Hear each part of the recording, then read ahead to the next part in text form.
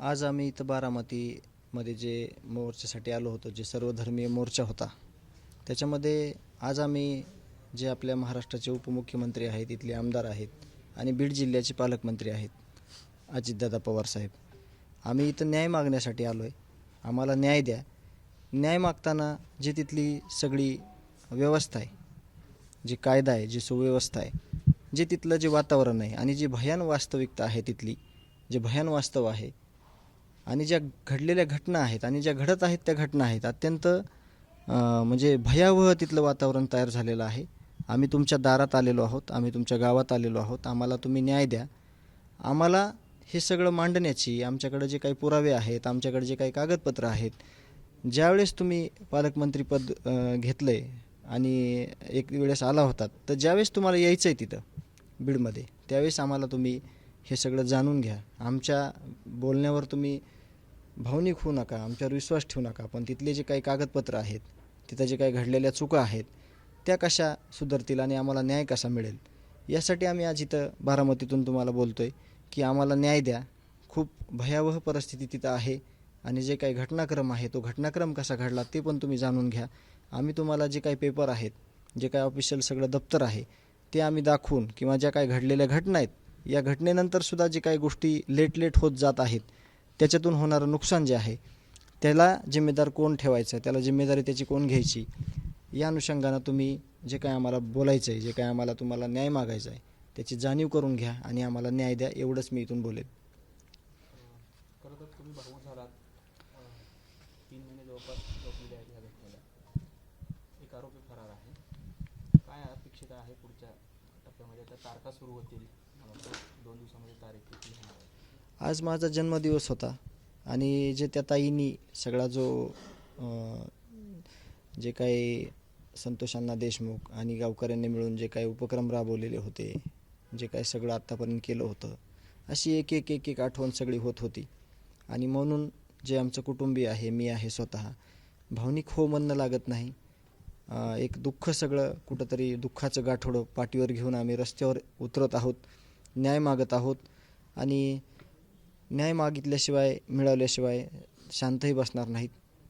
आणि जे फरार आरोपी आहे, ते फरार आरोपीला कोणी पोसलं आहे, कोणी त्याचा सांभाळ केला आहे, कोणी त्याला फरार केलं आहे, ह्यासुद्धा गोष्टी लवकरच समोर आल्याशिवाय राहणार नाहीत.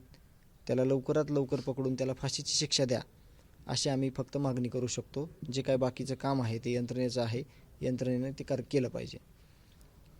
बारामतीमधील मोर्चामध्ये सातत्यानं ती मागणी पुन्हा एकदा पुढे आली. मागाशी मी तुम्हाला प्रश्न विचारला होता आणि आताही तोच मी रिपीट करतोय की धनंजय मुंडेंना यामध्ये सहआरोपी करा, अशीच मागणी बारामतीकरांनी देखील लावून धरली. तुमची ठोस भूमिका काय? धनंजय मुंडेंना आरोपी केलं पाहिजे की नाही? आमची ठोस भूमिका ही आहे, ह्याच्यामध्ये कुणी जरी असला तरी ह्याच्यात ह्या गुन्ह्यामध्ये ज्यांनी काही हस्तांतरण केलेलं आहे, आता समजा मला हे तुम्हाला प्रामुख्यानं बोलायचे पत्रकार बंधूंना, हे जे आरोपी आहेत 8, जे की 302 मध्ये आहेत, मोकोकामध्ये आहेत, अपहरणाच्या गुन्ह्यात आहेत, खुनाच्या गुन्ह्यात आहेत, सगळे ह्याच्यापैकी जर एखाद्याचा खून झालेला असता, तर तुम्ही ज्या आमदार विषयी बोलताय त्या व्यक्तीची भूमिका काय असती, त्यांनी काय केलं असतं, त्यांनी काय भूमिका घेतली असती, त्यांनी कशा प्रकारे समोरच्या व्यक्तीला म्हणजे दाद मागितली असती, न्याय मागितला असता.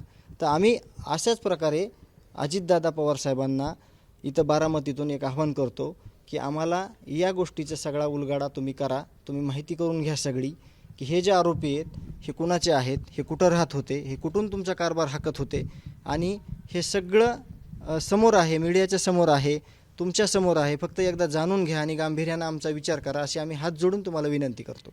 पंकजा मुंडेंनी केलं असं वक्तव्य केलं होतं की धनंजय मुंडेंनी अगोदर राजीनामा द्यायला पाहिजे होता, मात्र या सगळ्या गोष्टीला उशीर झाला. वास्तविक पाहता धनंजय मुंडेंचा राजीनामा मुख्यमंत्री अजित पवारांनी घ्यायला हवा होता, मात्र वेळेवर तो घेतला नाही. तुम्हाला वाटते, काय वाटते या संदर्भात? नाही, या वक्तव्याला कसं आहे माहिती आहे का, राजीनामा झाल्यावर त्यांनी वक्तव्य केलं आहे, म्हणून या वक्तव्याला जास्त काही मला बोलण्याची इच्छा नाही. ते जर वक्तव्य वारंवार केलं असतं, त्याचा पाठपुरावा त्यांनी केला असता, तर कुठंतरी त्या गोष्टीचा विचार करण्यासारखं होतं. राजीनामा झाल्यावर का झाला, कसा झाला, ह्यापेक्षा होण्याच्या अगोदर जर ही भूमिका मांडली असती तर ती योग्य ठरली असती.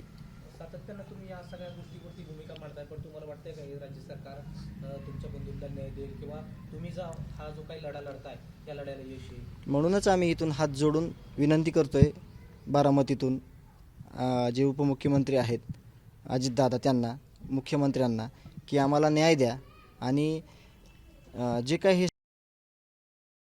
अराजकता माजवलेली ज्या लोकांनी त्यांना एकदा बाजूला करा.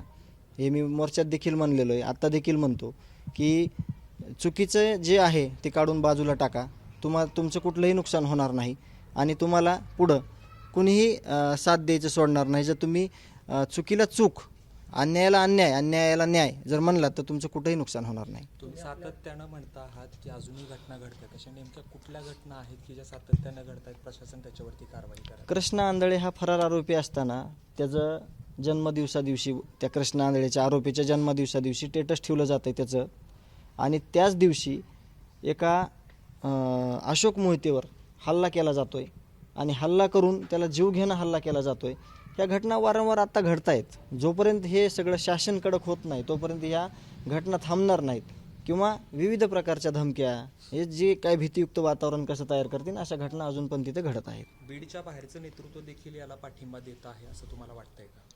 म्हणजे कोणत्या कामाला? म्हणजे तुम्ही असं म्हणताय की म्हणजे थेट नाव न घेता सातत्यानं धनंजय मुंडेंकडे रोख येतोय की त्यांच्या हस्तक्षेप केला जातोय, त्यांना देखील कोणतरी वाचवण्याचा प्रयत्न करतोय असं तुम्हाला वाटतंय? आता ते सगळं जसं जसं आपण पुढं जाऊ, जसं जसं तपास पुढं जाईल, जो काय आता सप्लिमेंटरी चार्जशीट बनेल किंवा आता जी काय झेल प्रशासनाची चौकशी होणार आहे, बाकी या कालावधीमध्ये कोणी कोणी मदत केली, ते कुणाचे लोक आहेत, त्या माध्यमातून आपल्या समोर येणार आहे. आणि जर कोणी पाठराखण करत असेल तर ते स्वतःला ते वाचू शकतील, पण जे काही 18 पगड जातीतील समाज आहे, जे सामान्य लोक आहेत, ते त्यांना सोडणार नाहीत. आता जी शोकसभा झाली, या शोकसभेमध्ये आपण जे वक्तव्य केलं, या वक्तव्यामध्ये आपण असा उल्लेख केला की राज्य सरकारने असेल किंवा मुख्यमंत्र्यांनी तिथले SP बदलले, मात्र काही ठराविक पोलीस कर्मचारी अद्यापही तिथे आहेत. त्यांच्या माध्यमातून काय या सगळ्या प्रक्रियेत, तपासाच्या प्रक्रियेत अडथळा निर्माण होऊ शकतो काय? हां, हे आम्ही प्रामुख्यानं तिथं SP साहेबांकडे ज्यावेळेस गेलो आणि घटनाक्रम कसा झालेला आहे, ही घटना का घडली, आपल्या हे लक्षात आलं की घटना कुणी केली, पण घटना का घडली हे आम्ही ज्यावेळेस जाणून घ्यायचं, सांगायचा प्रयत्न करत होतो, त्यावेळेस SP साहेबांना असं कळलं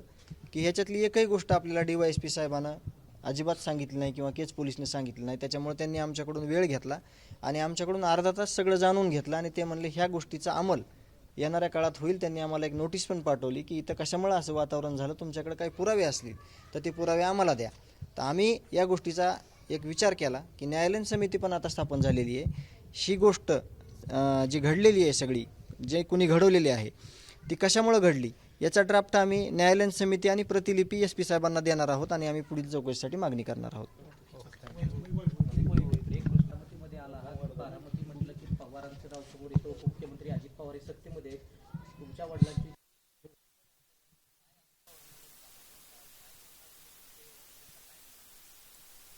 आम्ही बारामतीमध्ये आलतो आणि या बारामतीमधल्या जे लोक आहेत आणि त्यांनी काढलेला जो सर्वधर्मीय जो निषेध मोर्चा होता, त्यामध्ये जे नागरिकांचा, पवार असतील, उपमुख्यमंत्री आणि या बारामतीतील आमदारांना माझी विनंती आहे, माझे वडील गेलेत, आम्ही न्याय मागतोय आणि अजितदादांना सुद्धा तीच विनंती करते की आम्हाला लवकरात लवकर न्याय द्या. आज माझे वडील गेलेत, म्हणजे तुम्ही या प्रकरणाची खोलवर जाऊन तपासणी करा आणि माझ्या वडिलांना न्याय मिळवून द्या. तुमच्या पक्षातील एक जे आमदार आहेत त्यांच्यामुळे, जे आता ते आमदार आहेत त्यांच्यामुळे जो हे राज्य आहे ते नासत चाललंय, त्याला तुम्ही पाठीमागे घालू नका. त्यांच्या जे ते करतायत त्यांच्यामुळे आज आमच्यासारख्या सर्वसामान्य लोकांचं जगणं मुश्किल झालंय. दादांना मी तीच विनंती करते की दादा तुम्ही त्यांना पाठीमागे घालू नका आणि हे जे प्रकरण घडलंय माझ्या वडिलांबद्दल आणि तसेच अनेक प्रकरण घडलेत, त्याची सुद्धा तुम्ही खोल तपासणी करून, आणि माझी तर खरं दादाकडून अपेक्षा आहे आणि मी असं ऐकलंय आणि बघितलंय देखील की दादा एक असे व्यक्तिमत्व आहेत की ते खऱ्याचं खरं करतात आणि खोट्याचं खोटं करतात. तसंच माझ्या वडिलांची सुद्धा या प्रकरणात सुद्धा त्यांनी लवकरात लवकर न्याय मिळवून द्यावा. या बारामतीच्या नगरीतून मी त्यांना एकच विनंती करते की दादा तुम्ही माझ्या वडिलांना सुद्धा लवकरात लवकर न्याय मिळवून.